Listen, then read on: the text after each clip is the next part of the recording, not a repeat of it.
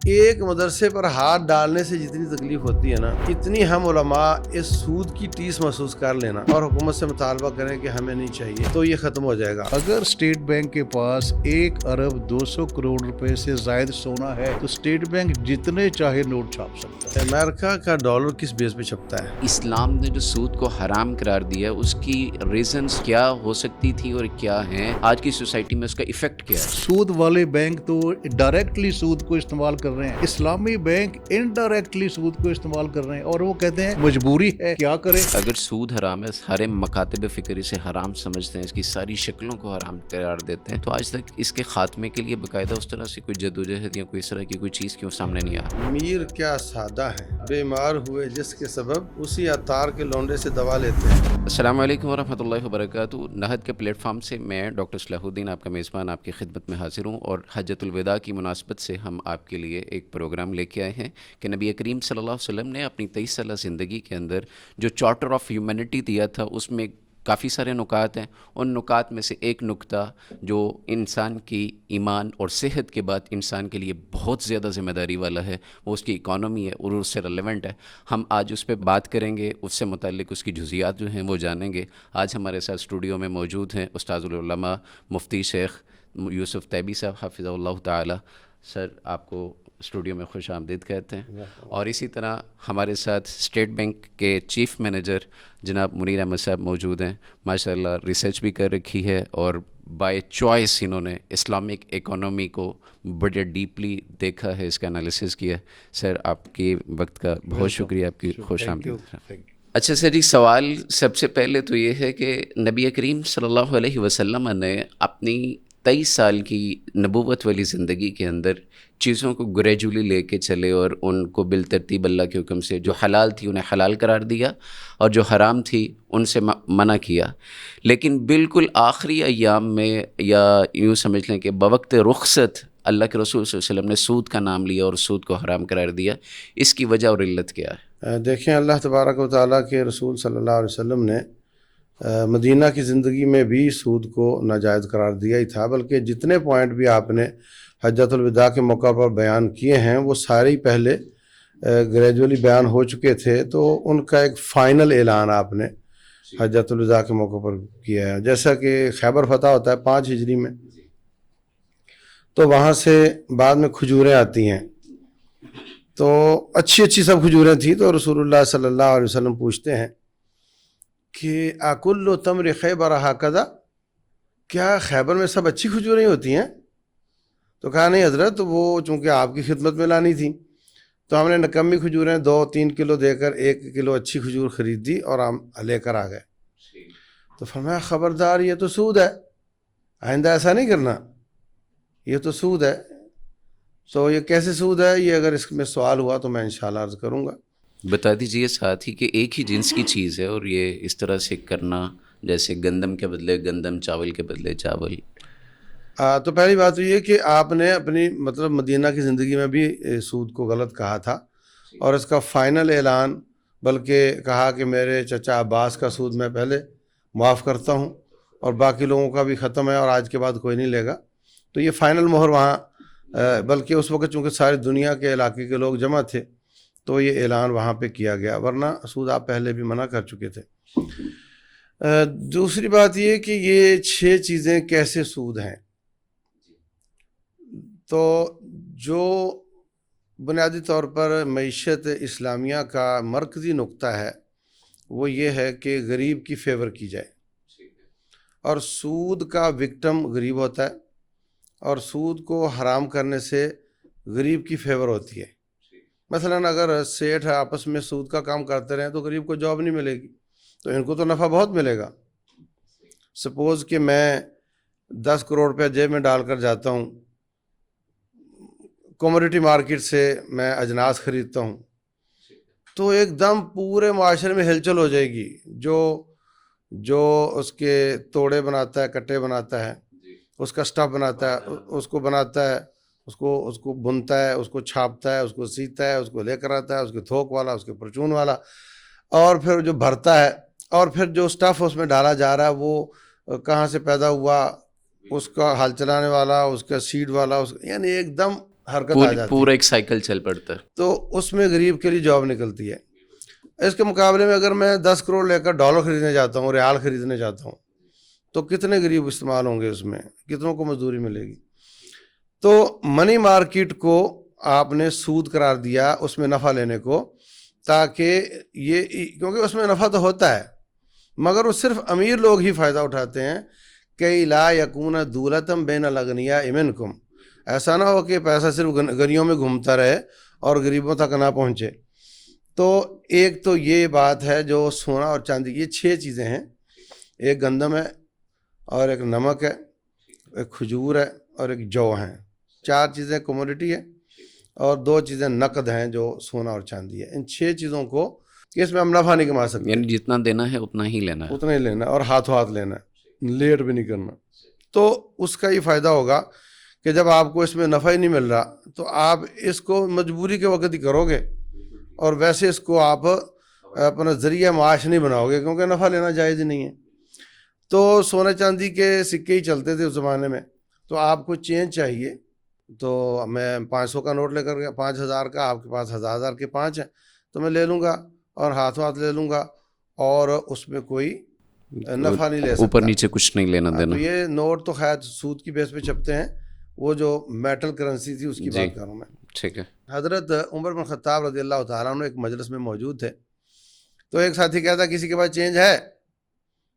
یہ کہتا میرے پاس ہے. تو اس نے کہا یہ لو دینار اور مجھے چینج دو. کہتا میرا غلام گیا ہوا ہے جنگل میں، وہ واپس آتا ہے تو میں آپ کو چینج دے دیتا ہوں. تو حضرت عمر سن رہے تھے رضی اللہ عنہ، کہتے ہو کیا ہو رہا ہے، یہ پیسے واپس کر اس کے، جب تیرا غلام آئے گا اس وقت لینا پیسے، اور اس وقت ہاتھوں ہاتھ اس کو واپس دے دینا. اتنا لیٹ بھی قبول نہیں کیا، صحیح بخاری میں ہے. تو اس میں کیا کہانی ہے، کیوں لیٹ منع کیا، یہ بھی مطلب پورا ایک لیکچر ہے، اگر آپ چاہیں گے تو. نہیں، اس میں صرف ایک سوال آپ سے کر کے، ایک منٹ، جو 4 چیزیں کمیونٹی کی ہیں ان میں جو حکمت نظر آتی ہے واللہ اعلم، وہ یہ کہ جو چیزیں اس معاشرے میں بہت ہی مطلب کیش سمجھی جاتی تھی نا، جو ہر بندے کی ضرورت ہے، کیش سمجھی جاتی تھی، ان کو ڈائریکٹ خرید و فروخت سے منع کر دیا. تو لا محالہ پھر آپ کیا کریں گے، پھر آپ وایا کر کے خرید و فروخت کریں گے نا. پھر آپ مثلا میرے پاس کھجور ہے اور آپ کے پاس بھی ہے، میرے پاس ہے اجوا جو سب سے مہنگی ہے، آپ کے پاس ہے ایرانی یا عراقی. تو آپ کی 5 کلو مجھے پسند ہے اور میری 1 کلو اس کے بدلے میں آپ کو پسند ہے، مگر رب کو نہیں پسند. میں ڈائریکٹ ڈیل نہیں کر سکتا، اللہ نے منع کیا کھجور بدلے کھجور کے، برابر برابر، ہاتھوں ہاتھ. تو برابر نہیں ہے تو منع ہے. تو میں مجبور ہوں گا، میں ان کے ساتھ گندم کے ساتھ سودا کروں گا. تو آپ کو گندم پسند ہے تو پھر آپ کو گندم کے ساتھ وہ کروں گا. تو ایک کی بجائے 2 سودے ہو گئے، اور ہو سکتا ہے کہ آپ کو گندم بھی نہیں چاہیے تو پھر میں اس گندم کے ساتھ کوئی اور کسی چیز کا سودا کروں گا تو پھر آپ کے ساتھ کروں گا. تو 3 ہو گئے. پرانی بات ہے کہ کراچی میں ایک دن کی ہڑتال سے 18 ارب کا نقصان ہوتا ہے. پرانی بات ہے، اب پتہ نہیں کتنے کا ہوتا ہے. اچھا، دکاندار کا سامان لاک پڑا ہوا ہے اور خریدار کے پیسے بھی اس کی جیب میں پڑے ہو، تو نقصان کی چیز کا ہوا ہے. تو جو خرید و فروخت ہونی تھی، اس سے جو نفع نکلنا تھا، اس میں بھی گورنمنٹ عوام کا اندازہ نہیں لگا سکتی، وہ صرف اپنے ریونیو کا لگاتی ہے. ہاں، تو جو عوام کا نقصان کتنا ہوا وہ تو اللہ جانے کتنا ہوا. اگر ایک شہر کے ایک دن کی خرید و فروخت کا گورنمنٹ کا ریونیو 18 ارب ہے سپوز، تو 2 سودے کرنے سے ڈبل ہو جائے گا، 3 سودے کرنے سے ٹرپل ہو جائے گا. تو جو چیزیں بالکل کیش تھیں، ایک ہوتی ڈیڈ آئٹم، جیسے آپ الائچی کتنا ہی خریدیں گے، آپ دار چینی کتنا ہی خریدیں گے، گاہک آئے گا دن میں 1-2، جب آٹے کا گاہک روزانہ آ رہا ہوگا، ہر وقت آ رہا ہوگا. تو جو بہت ہی زیادہ بکنے والی چیزیں تھیں بظاہر، ان کو آپ نے ڈائریکٹ اس کو منع کر دیا، تاکہ یہ 2 سودے ہوں، 3 سودے ہوں تو غریب کے لیے جاب نکلے. منیر صاحب، یہاں پہ بڑے اچھے سے ایلیبوریٹ کیا ہے مفتی صاحب نے، اور میں آپ سے یہ جاننا چاہوں گا کہ اسلام نے سود کو حرام قرار دیا ہے. آپ ماشاء اللہ اسٹیٹ بینک میں بھی آپ نے جاب کی ہے اور بڑے اونچے عہدے تک آپ فائز رہے ہیں، اور اسی طرح آپ نے نبی کریم صلی اللہ علیہ وسلم کی جو اکنامیکل اسٹریٹجیز ہیں ان کا بھی مطالعہ کیا ہے, مشاہدہ کیا ہے, اور آپ نے کتاب وغیرہ بھی اس پہ لکھی ہے. تو میں آپ سے یہ جاننا چاہتا ہوں کہ اسلام نے جو سود کو حرام قرار دیا ہے اس کی ریزنس کیا ہو سکتی تھیں اور کیا ہیں, آج کی سوسائٹی میں اس کا ایفیکٹ کیا ہے؟ جی ماشاء اللہ بہت اچھا سوال ہے کہ ریزنس کیا ہیں. کیونکہ میری جو ساری سروس ہے اسٹیٹ بینک کی, اس میں ہم ریزن پر ہی بیس کرتے تھے. کیونکہ میں ریسرچ آفیسر تھا جب اسٹیٹ بینک گیا, تو ہم چیز کو اینالائز کرتے تھے, کیا وجوہات ہیں, کیا فیکٹرز ہیں, اور یہ رزلٹ کیا آیا. تو جب میں نے اپنی بک شروع کی تو اس میں میرا ایک چیپٹر ہے کہ اسلام میں سود کو حرام کرنے کی عقلی ضرورت کیا ہے. بالکل ٹھیک ہے. دا ریشنل.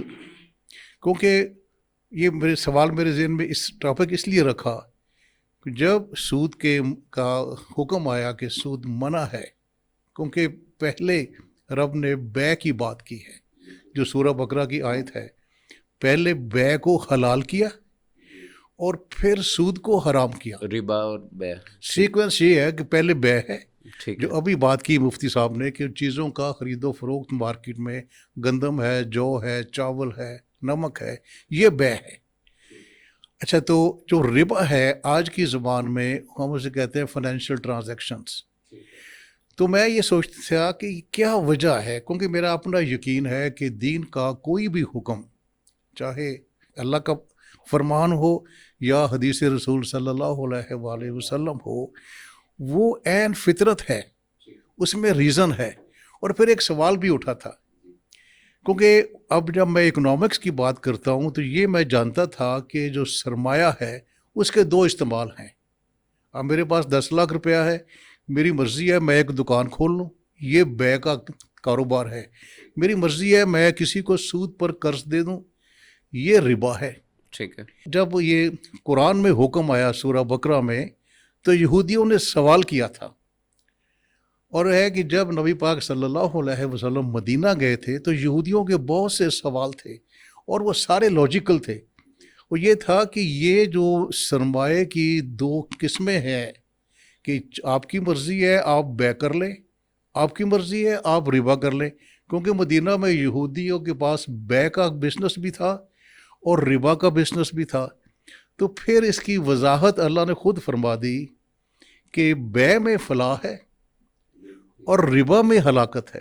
صحیح ہے. اچھا, میں اب ریزنس بتا دیجیے. جی میں وہی آ رہا ہوں. جی اب چونکہ میں اب اس پر میری یہی ریسرچ ہے کہ قرآن نے تو کہہ دیا کہ بے میں فلاح ہے, ربا میں ہلاکت ہے, لیکن ربا کا تو کاروبار پوری دنیا میں چل رہا ہے. 2008 میں جو کرائسس آیا اس نے ثابت کر دیا کہ جو 7ویں صدی میں قرآن کا حکم تھا کہ ربا میں ہلاکت ہے, وہ ثابت ہو گیا. کیونکہ مغرب کے جو ترقی یافتہ معاشرے ہیں وہاں سود کو مکمل آزادی تھی. اب آپ نے وجوہات کی بات پوچھی ہے, جو میں نے وجوہات لسٹ کی ہے, جو ربا کا کاروبار ہے اس میں ایک شتر بے مہاری ہے. مفتی صاحب نے کہا تھا کہ آپ کرنسیز کا ایکسچینج تبادلہ کریں, ڈالر کے بدلے پاؤنڈ خرید لیں, اس میں غریب آدمی کا کیا واسطہ ہے. تو آخر کار جو ربا کا بزنس ہے وہ سارے باقی بزنس کو اپنی طرف کھینچ لیتا ہے. ٹھیک ہے, کھینچ لیتا ہے. اور دوسری ایک اور بات, ربا کے بزنس میں جو لفظ میں نے استعمال کیا آدم خوری ہے. یہ دوسرے بزنس کو کھا جاتا ہے اور الٹیمیٹلی یہ پھر پولیٹکس کو بھی کنٹرول کرتا ہے. اب یہ باتیں جو میں اب کر رہا ہوں یہ باتیں مغرب میں ہو رہی ہیں, کہ اب وہ کہتے ہیں کہ جو مغرب کا سیاسی نظام ہے وہ معاشی نظام کے انڈر ہے. کیونکہ معاشی نظام کیا ہے, وہ سود پر ہے. بالکل ٹھیک ہے. تو سود کا جو الٹیمیٹلی جو معاشرے جو سارے معاشرے کا استحصال ہے وہ سود کی شکل میں ہوتا ہے. اور پھر سود ہے تو اکنامک ان نیچر, لیکن الٹیمیٹلی یہ پولیٹکس کو بھی کنٹرول کر لیتا ہے. آپ جہاں بھی دیکھیں گے کہ جو سود والے لوگ ہیں, جو سرمایہ دار لوگ ہیں, وہ پولیٹکس کو بھی کنٹرول کرتے ہیں. تو یہ وجوہات ہیں جن کی بنا پر جو میں سمجھتا ہوں کہ دین نے سود کو حرام قرار دیا ہے. کہ حرام کیا اور کہا کہ اس میں ہلاکت ہے۔ اچھا مفتی صاحب، بڑے اچھے سے ایلیبوریٹ کیا ہے منیر صاحب نے۔ اب یہاں ایک سوال یہ ہے کہ سود کے نظام کے الٹرنیٹ کوئی ہمارے پاس ایسا سسٹم اسلام کے اندر موجود ہے جو یہ ساری ہماری ضروریات، نیڈس، ٹریڈ، ساری چیزوں کو اچھے طریقے سے لے کے چل سکے اور ہمیں کسی طرح کا کوئی لوپ اس میں نہ ملے کہ اس طرح کی یہ کوئی رہ گئی ہے یا اس یہ کفایت نہیں کر رہا یا ہمارے سیٹسفائیڈ نہیں کر رہا؟ اصل میں عبادات اور معاملات میں ایک بیسک ڈفرنس ہوتا ہے۔ جی، شریعت اسلامیہ عبادات میں تو بتاتی یہ کرنا یہ نہیں کرنا، 4 رکھتے ہیں 5 نہیں ہیں، ٹھیک ہے، 5 پڑے گا غلط ہو جائے گا۔ معاملات میں اسلام جو پیچھے سے چلتا آ رہا تھا نا اسی کو کنٹینیو کیا ہے، صرف اس میں جو غلط بات تھی اس کو ختم کیا ہے، قباحتیں ختم کی۔ ٹھیک، جیسے نکاح طلاق تھا، اب تمام صحابہ کرام جو مسلمان ہوئے ان کی شادیاں تو کسی کافر نے کی ہوں گی نا، نکاح کسی کافر نہیں پڑھایا ہوگا، اسلام تو تھا ہی نہیں۔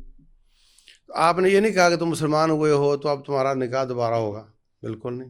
جو غلط نکاح تھے 3-4 قسمیں تھیں ان کو ختم کیا ختم کر دیں۔ اور یہ جاری رکھا۔ اسی طرح بیوع ہے، خرید و فروخت ہے، اس میں جو غلط چل رہا تھا اس کو ختم کیا، جیسے دھوکہ دہی کا کام ہے، ملاوٹ کا کام ہے، یا سود کا مسئلہ ہے، اس کو غلط کر دیا، باقی جو چل رہا تھا اس کو چلنے دیا۔ حتیٰ کہ مجھے حیرت ہوتی ہے کہ ہر بادشاہ چاہتا ہے کہ میرا سکہ چلے، تو نبی صلی اللہ علیہ وسلم حکمران بنے ہیں اور آپ نے اپنا سکہ نہیں جاری کیا، منٹ نہیں کروایا، ٹھیک ہے جو چل رہا ہے، قباحتیں ختم کی ہیں، نیگیٹیوٹی ساری۔ اچھا یہاں بھی بہت لوگ چیخ کر یہ سوال کرتے ہیں جی تم علماء نے کوئی آلٹرنیٹ نہیں دیا اور یہ وہ، بھئی آلٹرنیٹ تو یہ خود بنا ہے، اصل تو وہ ہے جو اسلام تھا اور وہ صدیوں چلتا رہا، کامیاب چلتا رہا، وہی اصل ہے۔ آلٹرنیٹ تو یہ بنائے گا بعد میں، اس کی قباحتیں دور کرو تو وہ اصل اسلام نکل آتا ہے نیچے سے، بات ختم اس میں۔ بالکل صحیح ہے۔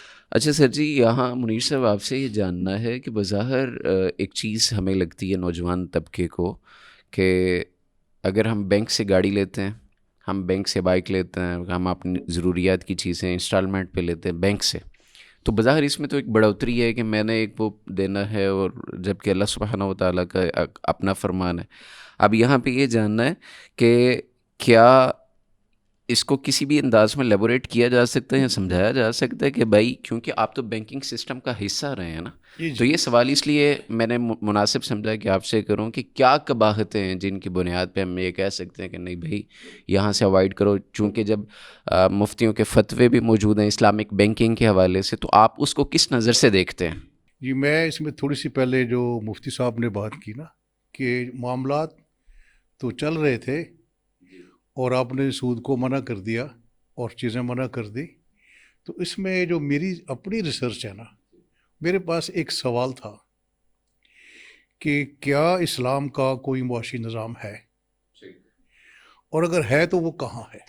یہ کیسے ہو سکتا ہے کہ اکنامکس جو ہے وہ اتنا اہم پہلو ہے زندگی کا، اگر آپ کی اکنامکس ٹھیک نہیں ہے تو آپ کی زندگی ٹھیک نہیں ہے۔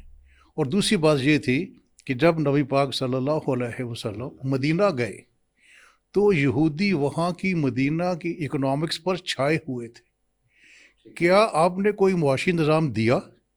یہ میرا سوال تھا، اور اللہ کا شکر ہے، اللہ کا لاکھ لاکھ شکر ہے، میری بک اسی پر ہے۔ ٹھیک ہے، 7ویں صدی میں حضرت محمد صلی اللہ علیہ وسلم نے ریاست مدینہ میں ایک معاشی نظام بھی نافذ کیا تھا، اور وہ ایک مکمل معاشی نظام تھا۔ آپ دیکھیں نا معاشی نظام کے جو آج کی اکنامکس ہے 21ویں صدی کی، اس میں معاشی نظام کے 3 حصے ہیں۔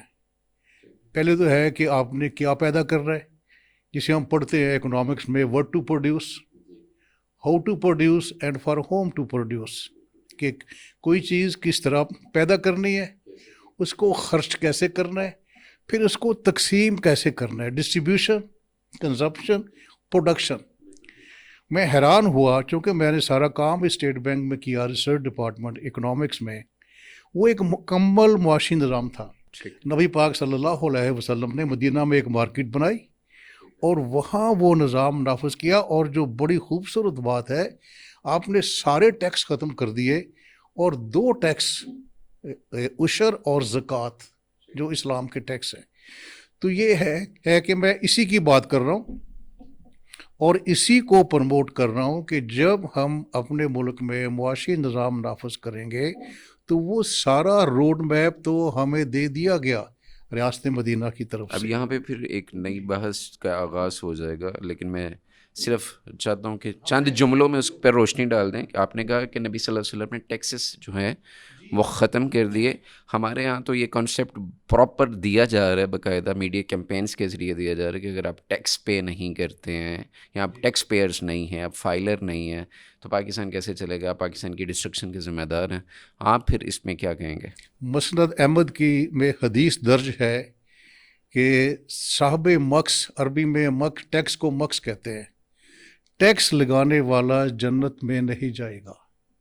واضح طور پر نبی پاک صلی اللہ علیہ وسلم نے، کیونکہ یہودیوں کی چاروں مارکیٹ میں ٹیکس تھا اور اس ٹیکس کی وجہ سے استحصال تھا کنزیومرز کا، اور جو تاجر تھا وہ بھی ٹیکس دیتا تھا. سو مچ سو جو لوگ اپنی چیزیں بیچنے کے لیے مدینہ کی مارکیٹس میں آتے تھے وہ بھی ٹیکس دیتے تھے. انقلابی قدم تھا. جب میں نے یہ بات کی نا تو بہت سے سوال اٹھے کہ مدیر صاحب آپ یہ کیا بات کرتے ہیں، آپ اسٹیٹ بینک کے چیف مینیجر ہیں اور آپ کو 2 ٹیکسوں سے کیسے نظام چلے گا. اس پر پھر میں نے، میرا آرٹیکل بھی چھپا ہے کہ میں نے سارا اینالائز کیا. میں ایک بات کروں گا، سرمایہ داری کا جو نظام ٹیکس ہے اس میں دولت پر کوئی ٹیکس نہیں ہے، اور دوسرا اس میں خرید و فروخت پر ٹیکس ہے. آپ دیکھیں نا، آپ نے کھیت سے گندم اگائی، آپ کو ایک آمدنی ہوئی، اس پر تو ٹیکس کا جواز ہے. اب آپ نے ایک مارکیٹ سے چیز خریدی، آپ کی تو آمدنی کم ہوئی.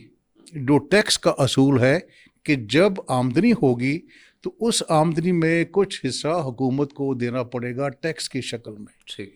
یہ رواج چلا آ رہا تھا 6 صدی میں. ایران کی حکومت، روم کی حکومت، مکہ میں، مدینہ میں، کیونکہ ساری اکنامکس عرب میں موسٹلی یہودیوں کے پاس تھی، تو آپ نے وہ ختم کیا. تو میں نے اس کو ایسٹیمیٹ کیا، کیلکولیٹ کیا، اور اب میں حیران ہوں، آپ سن کے یہ حیران ہوں گے کہ صرف سونے پر میں نے جو زکوٰۃ کیلکولیٹ کی ہے وہ 1000 ارب روپیہ بنتی ہے. اور کیسے کہ پاکستان کی آبادی ہے 24 کروڑ، اس میں تقریباً آدھی عورتیں ہیں. میں نے 10 لاکھ کا سیمپل لیا ہے. پاکستان میں کم از کم 10 لاکھ عورتیں ایسی ضرور ہیں جن کے پاس 7.5 تولے سونا سے لے کر زیادہ ہے. میں نے وہ سلیب بنا کے کیلکولیٹ کیا. ہمارا FBR کہتا ہے کہ ہمیں ٹیکس پیئر نہیں ملتے. آپ یقین کریں 10 لاکھ نئے ٹیکس پیئر مل جائیں گے اور 1000 ارب زکوٰۃ سے آئے گا، صرف 1000 ارب. اسلام کا نظام ٹیکس اس قدر خوبصورت ہے اور اس قدر لاجیکل ہے. دیکھیے، پہلے کوئی چیز پیدا ہوتی ہے، اگر کوئی چیز فصل ہوگی یا کوئی بندہ کوئی چیز اور بنائے گا، آج کے دور میں انڈسٹری ہوگی، پیداوار پر عشر ہے، اور پیداوار کسی قسم کی بھی ہوگی اس کی بھی وضاحت ہے. وہ 5%، 10%، اگر زمین سے خزانہ نکلائے وہ 20% ہے. تو میں نے اس کو سارا ایسٹیمیٹ کیا ہے. اور میں جتنے ٹیکس کٹھے ہوتے ہیں، اب پاکستان میں دیکھیں آپ آج کل کتنے ٹیکس ہیں. ایک عام آدمی کی زندگی مصیبت بنی ہوئی ہے ٹیکسوں کی وجہ سے. میں کہتا ہوں کہ 2 ٹیکس ہیں اسلام میں، اور میں نے جو میرا ایسٹیمیٹ ہے وہ میں انشاءاللہ جو میری نئی بک آ رہی ہے اس میں سارے دے رہا ہوں. ابھی جو سارے ٹیکس سے 7000 ارب روپیہ اکٹھا ہوتا ہے سال کا، اور جو میری کیلکولیشن ہے اس میں عشر اور زکوٰۃ سے 10,000 ارب اکٹھا ہوگا. یعنی کہ ایک یہ جنت ہے. اور پھر یہ صرف لوکل نہیں، ساری دنیا اس ظالمانہ ٹیکس کا شکار ہے. اگر ہم اپنے ملک میں اس کو نافذ کر لیں تو پھر ہم دنیا کو بھی پیش کر سکتے. میں انشاءاللہ آتا ہوں آپ کے اسی سوال کی مزید وضاحت کے لیے. ایک دو کویشچنس اور ہیں میرے پاس ابھی. اور اس دوران میں مفتی صاحب آپ سے یہ جاننا چاہوں گا کہ موجودہ بینکنگ سسٹم جو ہے، جیسے میں نے منیر صاحب سے بھی سوال کیا تھا کہ موجودہ جو بینکنگ سسٹم ہے، اس سسٹم میں بظاہر یہ لگتا ہے کہ بڑھوتری ہے. لوگ سوال کرتے ہیں جی ہم اپنا پیسہ وہاں رکھتے ہیں اور اس کے اگینسٹ ہمیں جو پروفٹ وہاں پہ ریس ہوتا ہے ملتا ہے، وہاں پہ لاسز کا چانس بھی بینک والے کہتے ہیں. اسلامک بینکنگ ہے، مفتی تقی عثمانی اور دیگر لوگوں نے فتاویٰ بھی دے رکھے ہیں کہ بینکنگ سسٹم کے لیے کہ یا اسلامک بینکنگ ہے.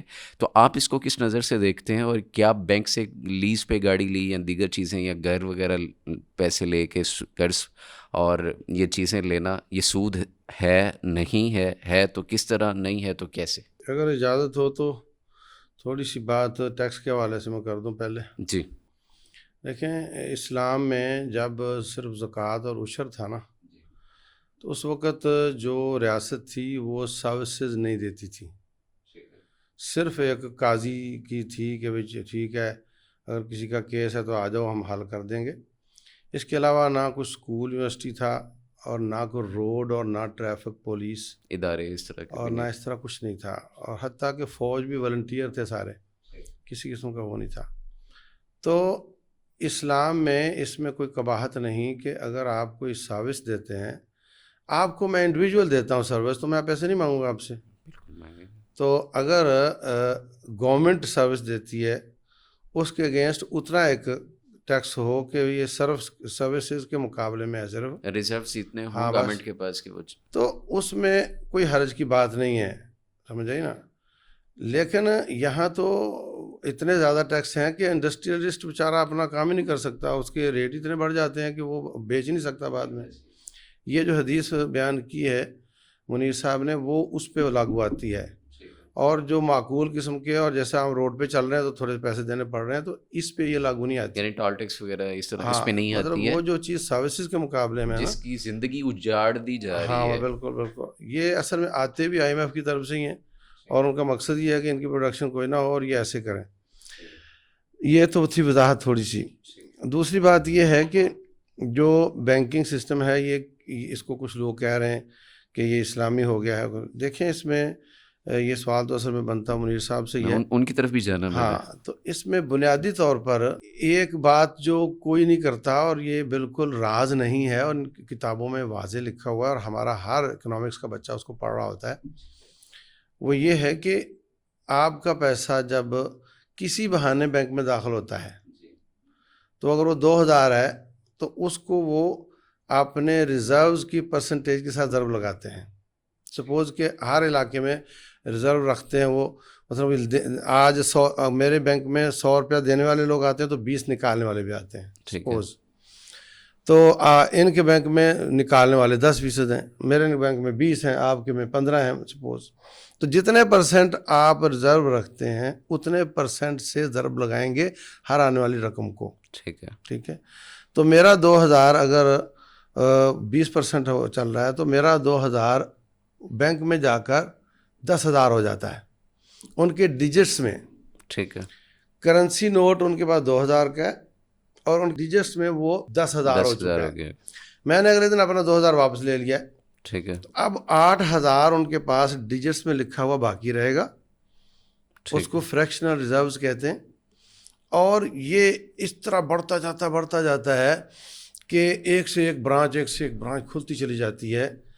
اور وہ جو جن کے اگینسٹ ان کے پاس پیپر کرنسی نہیں ہے اس کو وہ یوٹیلائز کرتے ہیں کریڈٹ کارڈ کے ساتھ، ڈیبٹ کارڈ کے ساتھ اور چیک بک کے ساتھ. جب آپ کوئی بھی شخص جاتا ہے قرض لینے کے لیے تو اس کو وہ ایک تھیلا بھر کر تو نہیں دیتے نا یہ لوگ قرض، وہ اس کو اپنے ڈیجٹس دکھاتے ہیں. یہ تیرا اکاؤنٹ کھل گیا، اس میں اتنے ڈیجٹس آ گئے تیرے، اور یہ چیک بک لو اور چھٹی کرو. یہ بہت بڑی بدماشی ہے. یعنی جس کو آپ سود سمجھتے ہیں نا کہ آپ نے ان سے 10 لیے تو 12 واپس کرنے پڑنے ہیں، وہ تو کامن سینس میں سود ہے ہی ہے. لیکن یہ ایک ہڈن ہے جو عوام سے ہڈن ہے، لیکن یہ کوئی راز کی بات نہیں ہے. اس لیے جب اس سسٹم میں آپ کسی بہانے بھی جائیں گے نا تو آپ ان کے اس سسٹم کو پروجیکٹ ہی کر رہے ہوں گے، اس کو بڑھاوا دے رہے ہوں گے. اس لیے آپ جو بھی گاڑی خریدیں، کچھ بھی لیں، آپ اس کو اسلامی بینک کے تھرو جائیں، آپ ان کو دوسرے کنونشنل بینک کے تھرو جائیں، آپ اس سسٹم کو ہی اچھا کر رہے ہوں گے. اور پیچھے سے جا کر سسٹم تو سب کا ایک ہے. نمبر 2، جو آپ بینک میں پیسہ جمع کرواتے ہیں تو اس کے بعد مثلاً کہ آپ کے پاس 10% لوگ واپس لینے کے لیے آتے تھے، اتفاق ہوا ہے کہ آدمی 3 کروڑ کا لینے کے لیے آ گیا، بھائی میرے 3 کروڑ واپس کرو، بینک کہتا ہے 3 دن کا ٹائم دے مجھے، وہ منی مارکیٹ میں چیک کرتا ہے، اگر کہیں سے ملے وہ پیسہ خرید رہا ہوتا ہے اور وہ اس پہ کائبر لاگو ہوتا ہے، اگر انٹرنیشنل بینک ہو تو لائبر لاگو ہوتا ہے، وہ سود کی ریشو ہے، اور اس سسٹم سے بھی کوئی بینک مستثنا نہیں ہے، اسلامی ہو یا نان نان اسلامی ہو۔ تو جب یہ حالت ہے سب کی، تو پھر آپ اس کو کہہ دیں کہ یہ اس پہ مارکر لگا ہے، یا آپ کہہ دیں کہ اس پہ رینٹ لگا ہے، نام بدل دیں آپ، تو یہی دھوکہ ہوا ان لوگوں کو جو کہتے ہیں جی یہ مسلمان ہو گیا، سمجھے بات کی۔ آپ کسی بہانے بھی ڈیل کریں گے تو یہ دونوں قباحتوں سے کوئی بینک مستثنا نہیں ہے۔ اس وجہ سے جو ہم مجبور ہیں، میں بھی مجبور ہوں، آپ بھی، جتنا آپ مجبور ہیں لیں دیں اور ڈیل کریں، لیکن آپ کے دل میں یہ ہونا چاہیے کہ میں گلٹی ہوں اور یہ کہ میں غلط کر رہا ہوں، اور جتنا بچ سکتے ہیں آپ بچ جائیں۔ سر آپ کی میں طرف بھی اس پر جی میں آپ سے ہی کہنے لگا تھا کہ پھر اس لحاظ سے ایک دو سوال اور آتے ہیں، پھر آپ اکٹھے اس کا جواب دے دیجیے گا۔ اگر کوئی 50-100 بندے کھاتے دار ایک برانچ کے وہاں چلے جاتے ہیں، اپنا کیش وڈرا کرتے ہیں، تو پہلے بینک اس تو کی نا دیوالیہ یہ جو نا مفتی صاحب کی جو بات ہے نا، جو آپ کا سوال بھی تھا، یہ بڑا بنیادی سوال ہے۔ اکثر لوگ یہی سوال پوچھتے ہیں کہ فرق کیا ہے، بچنا بھی چاہتے ہیں نا، اور بچنا بھی چاہتے ہیں، بچ سکتے نہیں، کیونکہ سود سکہ رائج الوقت ہے پاکستان میں، دنیا میں۔ اصل جو چیز ہے، دیکھیے نالج، ہم جو علمی جب بات کرتے ہیں، 2 چیزوں کی بحث ہے، کیا بے ہونی چاہیے یا ربا ہونا چاہیے۔ فیصلہ آ گیا، بے میں فلاح ہے، ربا میں ہلاکت ہے۔ اب جب ہم نے اسلامک بینکنگ کا آغاز کیا تھا تو ہم یہ دیکھتے کہ جو بے ہے اس کا اینڈ چیز کیا ہے، نفع نقصان۔ کیونکہ بینکنگ میں پھر ایک بنایا جاتا ہے بینچ مارک۔ بینچ مارک کیا ہوتا ہے کہ میں نے کوئی کہ گاڑی دینی ہے یا کسی کو گھر کے لیے قرضہ دینا ہے، تو میرے پاس کوئی ایسی یارڈ سٹک ہو کہ میں اس پر اپنا پرافٹ لگا سکوں، 5% لگاؤں، 10% لگاؤں۔ جو سود والے بینک ہیں ان کے پاس یہ بینچ مارک اویلیبل ہے، دینا کہ بے کا جو بینچ مارک ہے وہ نفع نقصان ہے حقیقی شعبے کا، چیزوں کی خرید و فروخت کا۔ ٹھیک ہے۔ جو ربا کا بینچ مارک ہے وہ جیسے مفتی صاحب نے بیان کیا ابھی، پاکستان میں روز کی بنیاد پر ایک ریٹ نکلتا ہے، Karachi inter bank offer rate, daily کی بنیاد پر وہ کیسے نکلتا ہے کہ کل جتنے بینکوں نے سود پر قرض دیا اس کی ایک ایوریج دے دیتے۔ اب ہے کہ ہم نے جو غلطی کی ہے، بڑی بنیادی غلطی کی ہے اسلامک بینکنگ کا آغاز کرتے وقت، ہم نے بے کا بینچ مارک نہیں بنایا۔ اب دیکھیں نا، ایک لاجیکل چیز ہے کہ جب ہم نے بے کی بات کرنی تھی، ہم سود کا خاتمہ کرنا تھا، بے کی بات کرنی تھی، تو ہم بے کا بینچ مارک بھی بناتے، اور وہ کیا ہوتا، حقیقی شعبے کا نفع، پرافٹ۔ اچھا وہ ہم نے نہیں بنایا۔ اچھا اب ہم کیا کرتے ہیں کہ جب گاڑی لیز پر دیتے ہیں، دینا کہ انگریزی میں لیز ہے، عربی میں اجارہ ہے، جی عربی میں بھی لیزنگ کا موڈ ہے اجارہ۔ اب اسلامی بینک نام تو یوز کرتے ہیں اجارہ کا، جو اس پر پرافٹ ریٹ لگاتے ہیں وہ بینچ مارک سود کا ہے۔ میں تو یہ کہتا ہوں آپ سے مفتی صاحب کہ اگر ہم انٹرنیشنل ڈیبیٹ کریں گے، ہم انہیں اپنا اسلامک بینکنگ ماڈل پیش کریں گے، پہلی ہی بحث میں یہ ناک آؤٹ ہو جائے گا، اس لیے کہ اگر سود والے بینک تو ڈائریکٹلی سود کو استعمال کر رہے ہیں، اسلامی بینک انڈائریکٹلی سود کو استعمال کر رہے ہیں، اور وہ کہتے ہیں مجبوری ہے، کیا کرے۔ تو پھر اس سینس میں مفتیوں نے فتوے کیوں دے رکھے ہیں بس اگر یہ کلیئرٹی بھی نہیں ہے؟ ایک جو اسلام میں ہے نا ہیلا، ہم کے ہیلا کی اجازت ہے، ہیلے کی۔ مفتی صاحب ہے اجازت ہیلے کی؟ ہیلے کی 2 قسمیں ہیں، ان کی ویسے بات مکمل کرنے کتنی یعنی کہ یہ لاجیکل بات ہے کہ جب ہم نے سود کا خاتمہ کرنا ہے تو ہم نے سود کا بینچ مارک بھی ختم کرنا ہے، اور اس کے متبادل اس کے ریلیونٹ جتنی چیزیں ہیں وہ ساری جی، اڑانی اور پھر الٹرنیٹ پہلے لے کے تو آنا۔ کیونکہ میں نے تو کام کیا ہے اسٹیٹ بینک کے ریسرچ ڈپارٹمنٹ میں، یہاں یہ ڈسکشنز ہم نے کی ہیں ساری کہ 2 کام کرنے ہیں۔ ایک کام تو یہ کرنا ہے کہ سود کا خاتمہ کرنا ہے، सूद का बेंचमार्क ख़त्म करना है, और जब इस्लामी बैंकिंग का आगाज़ करना तो बै का बेंचमार्क, उस पर हमने 20 साल हो गए कोई काम ही नहीं किया। तो मैंने कहा ना कि पहली बहस में, पहले राउंड में वो ये यही उड़ कहेंगे जाएगा। कि आप भी वही काम कर रहे हैं, आप इनडायरेक्टली कर रहे हैं, हम डायरेक्टली कर रहे हैं। ठीक हो गया। हीला की दो किस्में होती हैं, एक होती हैं जायज़ को पॉसिबल करने के लिए हीला, और एक होता है नाजायज़ को पॉसिबल करने का हीला। तो जो ज़ाहिर सी बात है दोनों के मकसद अलग हैं, जायज़ वाला जायज़ है, नाजायज़ वाला नाजायज़ है। तो यहाँ तो पे जब उलमा को आप- ठोकर लगी जिन्होंने फतवा बिल्कुल दिया। बिल्कुल लगी, उन्होंने नाजायज़ को जायज़ करने वाला हीला किया, और ये बिल्कुल जायज़ नहीं है।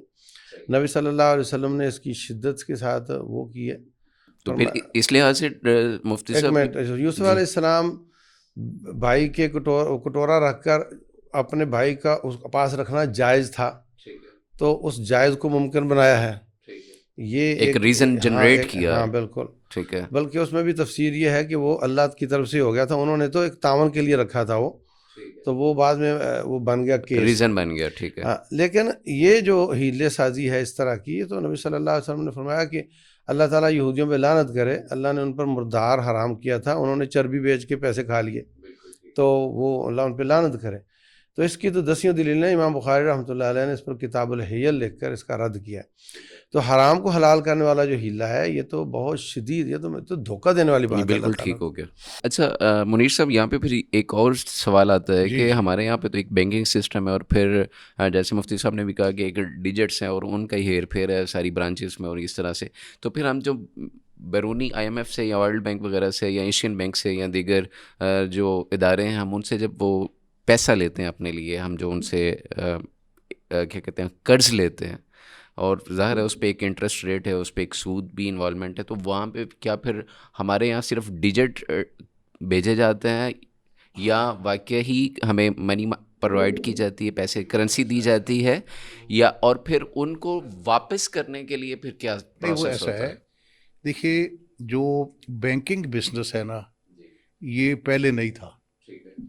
7वीं सदी में जब दीन इस्लाम आया, ना तो मशरक में बैंक्स थे ना मगरब में बैंक थे, और सारा जो बिजनेस था वो बै का बिजनेस था। कुछ चंद लोग थे, जैसे एक मार्केट में 200 ताजर है, तो 20-30 ताजर सूद पर पैसा दे रहे थे, बाकी सारा बै का कारोबार कर रहे थे। ठीक है। तो ज़्यादा बै का बिजनेस था। अच्छा, बैंक थे ही नहीं। अब ये जो बैंकिंग का निज़ाम बनाया ना, ये इस जैसा कोई और बिजनेस है ही नहीं।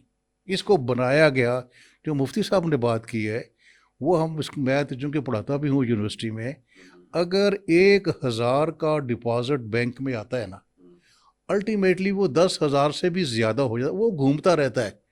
यानी मैंने 1,000 रुपया बैंक में जमा कराया, बैंक ने आपको 9,000 रुपया कर्ज दे दिया, आपने कोई चीज़ खरीदी मुफ्ती साहब से, मुफ्ती साहब ने फिर वो 900 रुपया दूसरे बैंक में जमा करा दिया, और वो चलता रहता है। ये सिर्फ बैंकिंग के बिजनेस में है।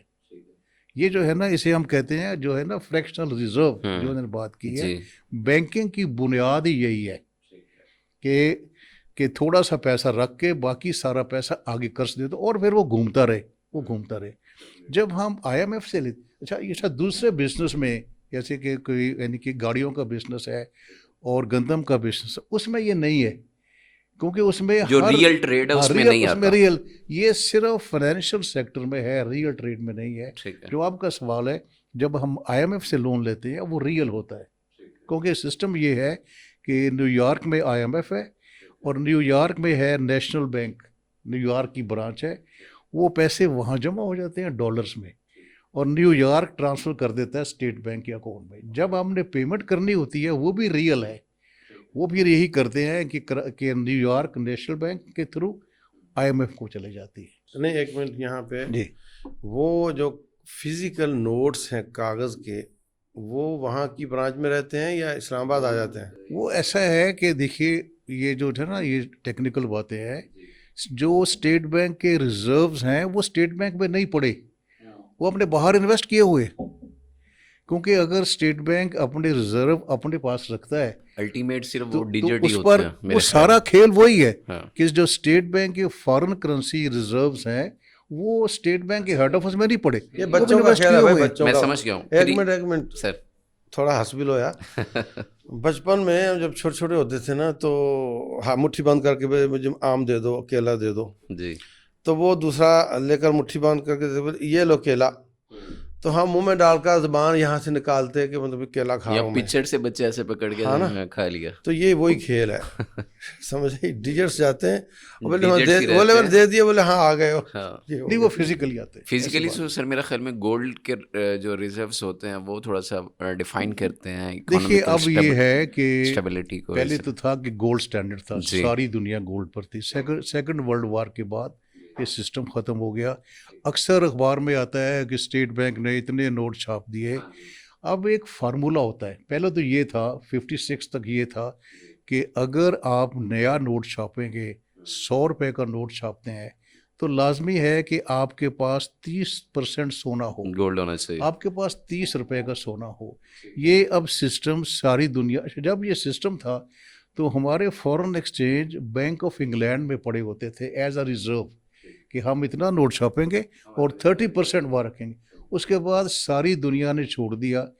अब हमने एक अमाउंट तय किया हुआ, 1 अरब 200 करोड़ रुपए। अगर स्टेट बैंक के पास 1 अरब 200 करोड़ रुपए से ज़ायद सोना है तो स्टेट बैंक जितने चाहे नोट छाप सकता है। ठीक है। ये अखबार में आता है, लेकिन फैक्ट ये है। ये नोट छापना करेंसी की वैल्यू और डिवैल्यू ये सारी चीज़ें ये डिफाइन करता है। ये देखिए ये सारी एक्सरसाइज हम करते हैं स्टेट बैंक में कि देखो ना कि एक नोट की अच्छा यहाँ पे फिर सर जी एक वैलिड क्वेश्चन दिमाग में आ रहा है और शायद सामीन में नाजरीन में से हर एक के दिमाग में आ रहा हो, तो फिर क्या गवर्नमेंट ऑफ पाकिस्तान या स्टेट बैंक ऑफ पाकिस्तान सूद की मुहाफिज है? ये अल्लाह और उसके रसूल के साथ हिलाने जंग में खड़ी हुई है? बहुत अच्छा सवाल किया आपने। मैं जो अपनी ये बात करता हूँ ना, जहाँ भी मैं एक बार आपके साथ टीवी पर प्रोग्राम में थे जी। हम बहुत बड़े मुगालते का शिकार हैं। देखिए इस निज़ाम सरमायादारी के 2 मालियाती अदारे हैं, एक तो तजारती बैंक है जिसे हम कहते हैं कमर्शियल बैंक, दूसरा सेंट्रल बैंक है जो हमारे यहाँ स्टेट बैंक ऑफ पाकिस्तान है। दोनों का मकसद ये है कि सूद के निज़ाम में कोई प्रॉब्लम ना आए, कोई स्मूथली चलता रहे। स्टेट बैंक जो है वो सूद का मुहाफ़िज है पाकिस्तान में। यानी आप ये हर एक्सेप्ट कर रहे हैं? जी मैं ये फैक्ट है। अब देखना जो मैं जो चीज़ें जो बातें कर रहा हूँ, क्योंकि मैंने तो काम किया स्टेट बैंक में, फिर मैं 3 जगह स्टेट बैंक का चीफ मैनेजर रहा हूँ। अब सूरत हाल क्या है कि वो अदारा जिसका मैंडेट ही है कि उसने मुल्क में सूद के निज़ाम को प्रोटेक्ट करना है, हम उससे कहते हैं कि इस्लामी बैंकिंग बनाओ। बिल्कुल ठीक मुफ्ती साहब आप देखना कि जिसका मैंडेट ही वही, जिसका मैंडेट ही वही है। साफ कर जी सर सुनाइए। मीर क्या सादा है, बीमार हुए जिसके सबब उसी अतार के लौंडे से दवा लेते हैं। मुझे ये समझ, अब मुझे ये ना, जब मैंने काम किया ना मुफ्ती साहब, मैं स्टेट बैंक एनुअल रिपोर्ट का चैप्टर लिखता था मॉनेटरी पॉलिसी पर जी। उसमें हम एक फिक्रा लिखते थे कि the main objective of monetary policy is to ensure financial soundness.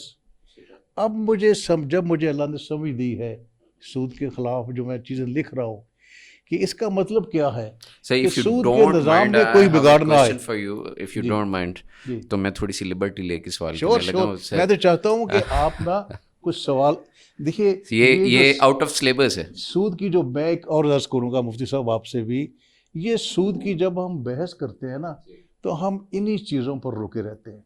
एक मैं चाहूँगा कि वो सवाल सूद का खात्मा क्या हो सकता है, इसके बारे में ये मैं ज़रूर आऊँगा हम इस पे, लेकिन अभी मेरा एक आपसे पर्सनली थोड़ा सा एक क्वेश्चन है, अगर इफ़ यू डोंट माइंड आप अलाउ करें तो मैं पूछने लगा। बिल्कुल सर, जब आप अपने पोजीशन पे थे, आप ये कह रहे थे, तो प्रैक्टिकली ये तब आप अंडरस्टैंड नहीं कर पाए या तब क्या रुकावटें थी, या रिज़ाइन नहीं किया, या इसकी बेहतरी के लिए कुछ इक़दाम आपने उठाए थे? یا یہ ریٹائرمنٹ کے بعد ہی آتا ہے کہ یار اب میں چونکہ وہ یہ سوال مجھ سے پہلے بھی پوچھا گیا ہے، سچی بات ہے. میں نے ایم اے اکنامکس کیا پنجاب یونیورسٹی سے اور چلا گیا کراچی اسٹیٹ بینک میں. وہاں پی ایچ ڈی لوگ تھے، ایم فل تھے، ایم ایس تھے، اور سارا کام اسٹیٹ بینک کا سود کے ریفرنس سے ہو رہا تھا. رائٹ. اور میں بھی سمجھتا تھا یہی ٹھیک ہے. جو آپ نے سوال کیا نا جی جی. کہ میری 34 ایئر کی سروس ہے، تو اس میں بھی 20 آپ کا سال پورا حصہ رہا. ہاں 20 سال تک میں یہی سمجھتا رہا کہ جو مغرب کا معاشی نظام ہے وہ ٹھیک ہے. مجھے ہسٹری کا شوق ہے. پھر جب میں نے یہ چیزیں پڑھی، اور وہ جو سوال میں نے پہلے عرض کیا بنیادی، کہ جب اللہ نے کہہ دیا سورہ المائدہ میں کہ دین مکمل ہو گیا، اس کا معاشی نظام کہاں ہے؟ وہ معاشی نظام کے بغیر ہو ہی نہیں سکتا. تو پھر میری ریسرچ شروع ہوئی، تو مجھے جواب نہیں مل رہے تھے. میں یہی سوال کر رہا تھا تو پھر اللہ نے ایسا ایسا علماء حضرات سے. سارے ہمارا ایک میں ان سے ایک سوال چھوٹا سا کرنا چاہ رہا ہوں جی کہ امریکہ کا ڈالر کس بیس پہ چھپتا ہے؟ امریکہ کا جو ڈالر ہے وہ اس کا کوئی بیس نہیں ہے. ہمیں اکنامکس یہ پڑھاتی ہے کہ آپ کا بجٹ بیلنس ہونا چاہیے. بیلنس کا مطلب کیا ہے؟ اخراجات اور کہ جتنا آپ کا خرچہ ہے اتنی آمدن. اتنے آپ کے اخراجات. امریکہ ایسا ملک ہے اس پر یہ اصول لاگو نہیں ہوتا. دنیا میں سب سے زیادہ ان بیلنس بجٹ امریکہ کا ہے، لیکن چونکہ وہ امریکہ ہے اور اس کی کرنسی انٹرنیشنل ریزرو کرنسی ہے. دیکھو نا، ہمارے فورن ایکسچینج ریزرو کہاں پڑے ہیں؟ نیو یارک میں یا جرمنی میں یا پاؤنڈ میں ہوں گے. اور میں ایک آپ کو اور مزیدار چیز آپ سے عرض کروں، 9ویں صدی میں جو اسلامی دینار تھا وہ پورے دنیا کی ریزرو کرنسی تھا، جیسے آج ہے نا ڈالر. اور دینا یہ ہے کہ جب ایک ملک کی طاقت بڑھتی ہے تو اس کی جو کرنسی ہے پھر وہ بھی سامنے آتی ہے. آج چین کہہ رہا ہے کہ میری کرنسی کو مانو، امریکہ کہہ رہا ہے میری کرنسی کو مانو، کیونکہ چین نے ترقی کر لی ہے. اب یہ ہے کہ اسٹیٹسٹکس کے حساب سے چین دنیا کا دوسرا بڑا اکنامک کنٹری ہے، اکنامک مائٹ ہے. اور وہ کہتا ہے میری کرنسی کو مانو.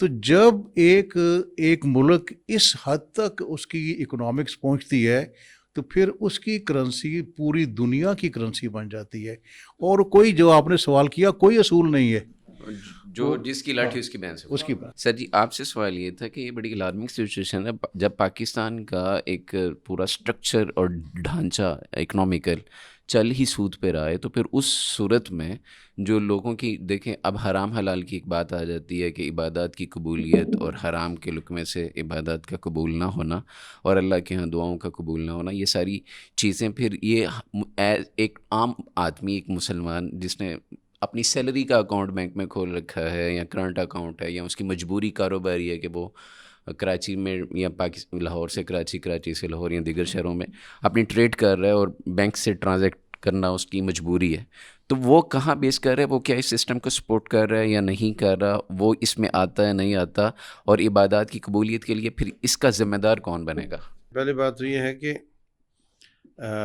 ایک مجلس اس بات پر ہونی چاہیے کہ کاغذی کرنسی کس بیس پہ چھپتی ہے اور جو ملک کا گروتھ ریٹ ہے وہ کیا ہوتا ہے.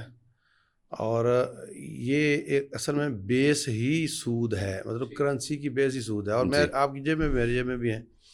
یعنی نبی صلی اللہ علیہ وسلم نے فرمایا تھا کہ سود جو ہے نا وہ 60 یا 70 سے زیادہ لیئرز ہیں اس کی، گناہ ہے. تو جو بیسک لیئر ہے وہ یہ ہے کہ آپ میٹل سے پیپر پہ آئے ہیں، اور اب جو کرنسی تھی نا ذاتی پراپرٹی، اب وہ ہو گئی ہے اجتماعی پراپرٹی. یہ میں آپ کو بہت ہی مختصر کر کے سمجھانے کی کوشش کر رہا ہوں. دیکھو، میں نے پیسہ کمایا سونے کی سکے کی شکل میں، تو اللہ محفوظ رکھے گھر میں آگ لگ گئی تو وہ پگھل کر وہیں پڑا ہوا ہے، سمجھے. حکومت پہ اللہ نہ کرے کوئی حملہ ہو گیا ہے تو وہ وہیں اتنے کا اتنا ہی ہے، وہ اس کو کچھ نہیں ہوا. یہ ہے میری ذاتی پراپرٹی. افتاد آئی ہے حکومت پر، مجھ پہ نہیں آئی. لیکن یہ جو کرنسی ہے اس میں اگر آپ کسی ملک پہ حملہ ہو جائے تو اس کی درہم سے نیچے آ جاتی ہے. ایسی اور اگر آگ لگ جائے تو زیرو ہو جاتی ہے. یہ اجتماعی کرنسی ہے, یہ اجتماعی پراپرٹی بن گئی ہے کسی حد تک, اور ذاتی کم رہ گئی ہے. اس کی بنیاد سود پر ہے, یہ ایک ڈبیٹ ہے الگ سے. رائٹ. تو اس میں آپ کیا عبادت کی قبولیت کی بات کریں گے, مطلب ہم سب اس میں ہیں. اگر ایک آدمی کا اکاؤنٹ نہیں کھلا ہوا نا تو وہ بھی اس میں ہے. ٹھیک ہے. اگلی لیئر ہے کہ جس کا اکاؤنٹ کھلا ہوا ہے وہ اس میں ان کے فریکشنل ریزروز بڑھانے میں لگا ہوا ہے. اس سے اگلی لیئر ہے کہ وہ 10 لے کر 12 واپس کر رہا ہے, یا ان سے سود لے رہا ہے جیسے پیسے ریزرو رکھ کر. یہ اس سے اگلی لیئر ہے. تو یہ لیئرز ہیں بھائی, اور اس میں ہمیں گلٹی فیل کرنا چاہیے, ہمیں گناہ گار سمجھنا چاہیے اپنے آپ کو, اور اس کو فاتقوا اللہ ما استطعتم, اس کی حیثیت جتنا ہو سکتا ہے بچنے کی کوشش کرنی چاہیے. ٹھیک ہے. اچھا, اس پہ مجرم ڈائریکٹ کون بنتا ہے؟ ہم صرف اسٹیٹ بینک کو نہیں کہہ سکتے. پاکستان جو ہے وہ ظاہر سی بات ہے کافروں کا اس پہ دباؤ ہے. بالکل ٹھیک ہے. اچھا, تو اس میں صرف اسٹیٹ پاکستان کا مسئلہ نہیں ہے.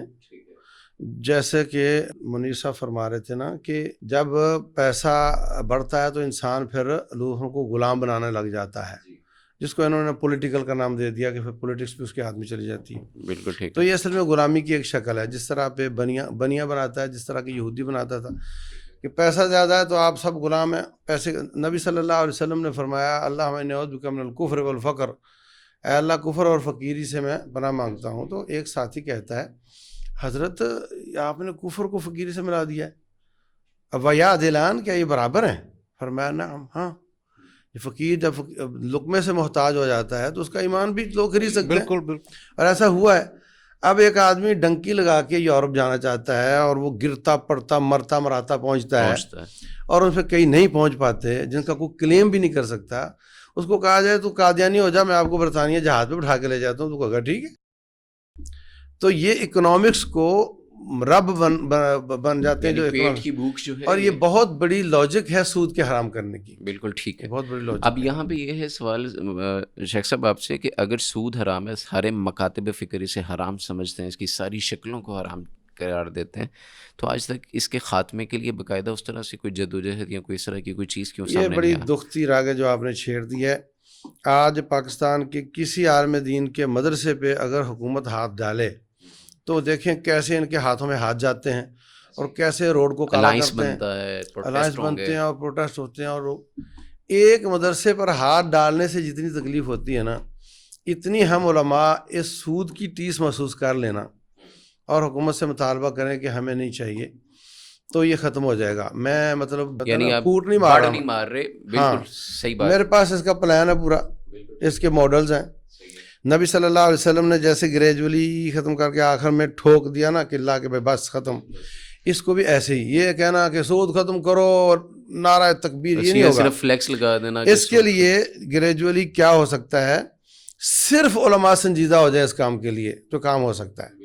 میرا دعویٰ یہ, کیونکہ اس میں اختلاف بھی کسی کا نہیں ہے, کسی کامن ایک مسئلہ سب کا, کسی فرقے کا اس میں اختلاف بھی نہیں ہے.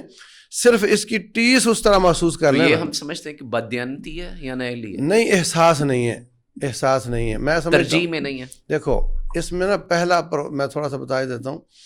پہلا کام یہ کرنے کا ہے, جس طرح منیر صاحب نے بھی فرمایا کہ تجارت سیدھی کرو, بے سیدھی کرو. بے کا مطلب تجارت ہی ہے نا. تو اس کے لیے حکومت پیرلر اجازت دے دے کہ آپ مالیاتی ادارے یہ ان شرطوں کے ساتھ کر سکتے ہیں, اور ہمارا FBR یا ہمارا فلاں اس کا نگران ہوگا, تمہارا پورا آڈٹ ہوگا. ایک دیکھو, ایک شخص بدکاری کر سکتا ہے تو ایک شادی بھی تو کر سکتا ہے نا. یہاں صرف سود ہی کر سکتا ہے, غیر سود کا کوئی راستہ ہی نہیں مالیاتی. بالکل ایسے. تو غیر سود کا مالیاتی راستہ یا تو حکومت خود بنا دے اور وہ حقیقی ہو, اس چین کا حصہ نہ ہو, یا پھر اجازت دے دے علماء کو اور اس کی نگرانی خود کرے. اگر وہ کہتے ہیں نا کہ وہ دہشت گردوں کے پاس چلے جائیں گے, وہ ہو جائے گا. پوری اجازت ہو ان کو اس کی نگرانی کی, راستہ کھولے. یہ پلیٹ کے چھوربے کی والا حساب ہے. انشاءاللہ ایسے ہوا تو سارا ادھر آ جانا ہے اور سوئچ ہو جانا لوگوں نے. یہ کوئی مسئلہ ہی نہیں ہے, صرف یہ ہے کہ یہ مل کر یہ مطالبہ کریں اور منظور, یہ نہ کہے تم سود ختم کرو, یہ کہے کہ ہمیں اجازت دے دو. تو یہ چھوٹا مطالبہ منظور ہو جائے گا. اور یہ جب آپ اپنے مسل دکھا دیں گے کہ اکانومیکلی بھی ہم یہ کر سکتے ہیں تو اللہ کے فضل سے وہ سارا کام سیدھا ہو جانا. انشاءاللہ. اچھا منیر صاحب، آپ نے ماشاء اللہ ریسرچ بھی کر رکھی ہے اور آپ نے جاب بھی کر رکھی ہے اس حوالے سے اسٹیٹ بینک میں، تو یہ آخری سوال ہے آج کے اس نشست کا، اور انشاءاللہ ہم پھر نیکسٹ اس کو کنٹینیو کریں گے اللہ کے فضل سے. سود کے خاتمے کے ماڈلز کیا ہو سکتے ہیں میں پہلے جو قابل عمل ہے، تنفیذ ہے؟ ہاں، جو قابل عمل ہے. پہلے میں ایک اور، جیسے آپ نے کہا تھا کہ کیا یہ بددیانتی ہے، میں نے اپنی جو میری اردو کی کتاب ہے مدینہ اکنامکس، اس میں ایک لفظ استعمال کیا، روحانی بددیانتی، اسپرچول ڈس آنیسٹی. سچی بات یہ ہے، میں پچھلے 10 سال سے یہ پریچ کر رہا ہوں، تبلیغ کر رہا ہوں، یونیورسٹیز میں جا رہا ہوں کہ سود کا خاتمہ کیسے ہوگا. جی. اور میں جس نتیجے پر پہنچا ہوں، ایک بات میں کر چکا ہوں کہ جس نے کہا کہ جن سے دوا لیتے ہیں، جن کے پاس ہم جاتے ہیں اسٹیٹ بینک کے پاس، سبب بیمار ہوئے ہیں اسی سے دوا، جس کے اسٹیٹ بینک کے پاس جاتے ہیں، اس کا یہ مینڈیٹ ہے کہ اس نے سود کے بزنس کو تحفظ دینا ہے. بالکل ٹھیک. پہلی بات. دوسری بات اس سے بھی بڑی ہے، پھر کیا ہوتا ہے، ہم سپریم کورٹ میں کیس کر دیتے ہیں، شریعت کورٹ میں کیس کر دیتے ہیں، وہ بھی محافظ ہے. اچھا، اب ہے کہ وہاں بڑی مدت کے بعد 10 سال 20 سال کے بعد ایک فیصلہ آتا ہے، پھر ہم اپیل میں چلے جاتے ہیں، پھر وہ اور لٹکتا ہے. 2 دفعہ ہو چکا ہے. سپریم کورٹ، شریعہ کورٹ نے فیصلہ دیا، اور بینک یا گورنمنٹ نے کہہ دیا یا بینک خود ہی اپیل میں چلے گئے، پھر 20 سال لگ گئے، اب پھر فیصلہ ہوا ہے، پھر اپیل میں چلے گئے. اس پہ جو چیز مجھے اللہ نے سمجھ دی ہے، میں یہ ایک چیز بڑے یعنی کہ اعلان کے ساتھ کہتا ہوں، لاؤڈلی کہتا ہوں، سپریم کورٹ یا اسٹیٹ بینک سود ختم کرنے کا ادارہ نہیں ہے. بالکل ٹھیک. کیسے؟ سپریم کورٹ میں کیس لگتا ہے کہ فلاں قانون کی زیادتی ہو گئی، میرے فلاں بنیادی حق کی وائلیشن ہو گئی، مجھے انصاف دیا جائے. کیونکہ ایک قانون پہلے موجود ہے، جو کیس ایڈمٹ ہوتا ہے سپریم کورٹ میں کہ بھئی یہ بنیادی حقوق کی خلاف ورزی ہو گئی، یا جو آئین میں قانون دیا ہوا ہے اس کی خلاف ورزی ہو گئی. اب جو کام کرنا تھا حکومت نے بڑی ہوشیاری سے یہ معاملہ اسٹیٹ بینک کو دے دیا، اور پھر یا شٹل کاک بنا کے رکھ دیا، شٹل کاک بنا دیا. اب مجھے ایک چیز بتائیں کہ جب قانون ہے ہی نہیں، مثلاً ہے کہ سود کی ڈیفینیشن کیا ہے، اس کے بارے میں کوئی قانونی فیصلہ نہیں ہے. اچھا، اب ہوتا کیا ہے، جب سپریم کورٹ فیصلہ دیتی ہے، اگر وہ 200 پیج کا فیصلہ ہے تو 100 پیج میں ڈیفائن کیا ہوتا ہے کہ سود ہے کیا. اس میں جو میری گزارش ہے مفتی صاحب، اور جو میں آپ کے اس پروگرام کے ذریعے یہ میسج دینا چاہتا ہوں کہ اصل حل کیا ہے. شریعہ کورٹ فیصلہ دے گی، بینک پھر اپیل میں چلے جائیں گے، پھر 20 سال لگ جائیں گے، جیسے ہوا ہے. ہونا یہ چاہیے گورنمنٹ پہلے لا بنائے. میرے نزدیک نہ تو اسٹیٹ بینک سود کا خاتمہ کر سکتا ہے، نہ سپریم پارلیمنٹ سے ہونا ہے. اور کون کر سکتا ہے کہ جب حکومت اور کون کریں گے، اکانومسٹ اور علماء حضرات، یہ 2 گروپ ہے، جب مل کے الائنس کر کے بیٹھیں یہ گے، ایک ماڈل بنا کے دیں گے، اور جب پھر وہ قانون بن جائے گا، آئین کا حصہ بن جائے گا، پھر اس کے خلاف اپیل نہیں ہوگی. یہ ہمارا ہم نے ایک راستہ نکالا ہوا ہے کہ جی سپریم کورٹ میں چلے گئے. اب ہے کہ مذہبی جماعتیں بڑا زور شور سے سپریم کورٹ جاتی ہیں. وہ مفتی صاحب نے ایکسیپٹ کیا نا کہ یہ اس میں، اور آپ نے بھی کہہ دیا کہ یہ ہے کہ جب تک یہ اس کا لا نہیں بنتا تب تک اس پہ کچھ نہیں ہو سکتا. پارلیمنٹ لا بنائے، وہ آئین کا حصہ بنے، کیونکہ آئین میں بھی دیا ہوا ہے. تب اس کے بعد سپریم کورٹ اور آئین میں جو کیا لکھا ہے کہ سود کا جلد از جلد خاتمہ کرنا، ایز ارلی ایز پاسبل. تو یہ اصل ذمہ داری حکومت کی ہے، وہ قانون سازی کرے اور پھر سپریم کورٹ فیصلہ کرے اور اس کی اپیل نہ ہو، تو یہ خاتمہ ہو سکتا ہے. چلے مفتی صاحب، اس حوالے سے میں یہ چاہوں گا کہ آپ اس کا کنکلوژن دے دیں اور پھر ہم اس کو انشاءاللہ. میرے خیال میں بے شمار قوانین بنے ہوئے ہیں، ان پر امپلیمنٹ کوئی نہیں ہو رہا. اردو ملک کی زبان ہوگی، کوئی امپلیمنٹ نہیں ہوا، ٹھیک ہاں ہے، ٹھیک اور ہے یہ اور یہ اور وہ بہت چیزیں ہیں. یہ نا کام ہونا ہے اللہ تعالیٰ کے فضل کے بعد عوامی قوت کے ساتھ. اگر ہم مطلب یہ لوگ بھی اسی یعنی کی زبان مانتے بھرپور ہیں. ایک لہر اٹھے. ہاں، اگر یہ بات ہے کہ وہ قانون بنے تو قانون بنانے کے لیے بھی تو ایک آواز چاہیے نا. جی پہلے ذہن سازی ان کی کرنی پڑے گی، انہیں سمجھانا سکھانا پڑے گا. اکنامکس کے لوگ اور علماء حضرات، یہ تو دو یہ سورس نا ہیں. اصل کہانی بنیادی طور پہ دو گھوڑے نا، ایک گھوڑا آپ اب ایک اور تیار کرو، اس پہ بیٹھو گے تو پھر اس کی اصلاح کر سکتے ہو نا. اچھا تو میں اب یہاں صرف کوئی آلٹرنیٹ اجازت ملے مالیاتی اداروں کی اور اس کی حکومت نگرانی کرے، اگر نیتیں خالص ہوں تو بالکل بہت ٹھیک، کچھ ہو سکتا ہے. بالکل ٹھیک ہے. گورنمنٹ چاہے تو سارا کچھ کر سکتی ہے. اب یہاں پہ صرف ایک چھوٹا سا ایک سوال، اس کا ون لائنر آپ آنسر دے دیجیے اور پھر ہم انشاءاللہ اپنے ناظرین سے اگلے سیشن میں ملاقات کریں گے. گورنمنٹ سود اور پرائیویٹ سود، اس میں فرق کیا ہے اور آپ اس کو کس نظر سے دیکھتے ہیں؟ یہ بھی ان کی اس بات کا ایک جواب بھی بنتا ہے اس حساب سے کہ پنجاب اور خیبر پی کے میں قانون بن چکا ہے کہ پرائیویٹ سود قابل گرفت ہے. ٹھیک ہے، ٹھیک ہے، اگر آپ نے کوئی فریج خریدی ہے 50,000 کی اور وہ آپ سے 60 مانگ رہا ہے قسطوں کی وجہ سے، تو آپ جا سکتے ہیں تھانے ہی چلے جائیں نا خالی، تو اس کی گھوگی بند ہو جاتی ہے کیونکہ قانون بن چکا ہے. ہمیرا شاہد صاحبہ ہیں، میں ان کو مل چکا ہوں کئی بار، انہوں نے یہ پیش کیا تھا اور پاس ہو گیا تھا. تو مگر نہیں، کچھ بھی نہیں چل رہا ہے، سب چل رہا ہے، عمل نہیں ایک ہے. تو قانون اویئرنیس بن چکا نہیں ہے وہ بھی نہیں ہے اور عمل بھی نہیں ہے اس پر. بالکل ٹھیک ہے. ایک منٹ میں تھوڑا سا ٹائم دیں، میں اس کی وضاحت کروں. جی جو مفتی صاحب نے فرمایا بالکل ٹھیک ہے. قانون بنا ہوا ہے، وہ اس سود کے بارے میں ہے جو پرائیویٹ سیکٹر کا سود ہے. کیونکہ آپ یہ سن کے ہے تو سود ہی، حیران ہوں گورنمنٹ گے، لے یا پرائیویٹ لے تو حیران ہوں گے کہ ہر ملک، ہر شہر کی ہر مارکیٹ میں کچھ بزنس مین سود کا بزنس کر رہے ہیں علانیہ. وہ جو قانون ہے نا بنا پنجاب کا، وہ ہے کہ اگر کوئی بندہ، کوئی Private firm، انڈیویجول، کوئی جی فرد سود کا کاروبار کرے، لیکن وہ قانون بینکوں کے بارے میں نہیں ہے.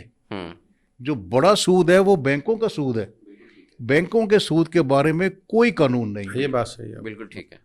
یہ ایپس کے ذریعے جو آپ لوگ لون لیتے ہیں یا اپنی خواہشات کو بڑھا کے تو اس نظام کے ذریعے اللہ کے ساتھ اور رسول اللہ صلی اللہ علیہ وسلم کے ساتھ جنگ کی طرف آتے ہیں، تو اللہ سے جنگ کر کے کوئی بھی نہیں جیت سکتا. تو ناظرین اکرام، اس ساری آج کی ڈیبیٹ میں آپ کے لیے، میرے لیے، ہم سب کے لیے سوچنا، عمل کرنا اور اس کی جو آنچ ہے، اس کی جو خرابیاں ہیں ان کو محسوس کرنا اور اویئرنیس دینا، یہ بڑا ضروری ہے. اللہ آپ سب سے راضی ہو اور اللہ آپ سب کا حامی و ناصر ہو. اللہ تعالیٰ آپ کے تمام دکھوں، تکلیفوں، غموں کو اور آپ کی تمام ضروریات کو پورا کرے. دکھ، درد، تکلیف اللہ تعالیٰ آپ کے دور فرمائے.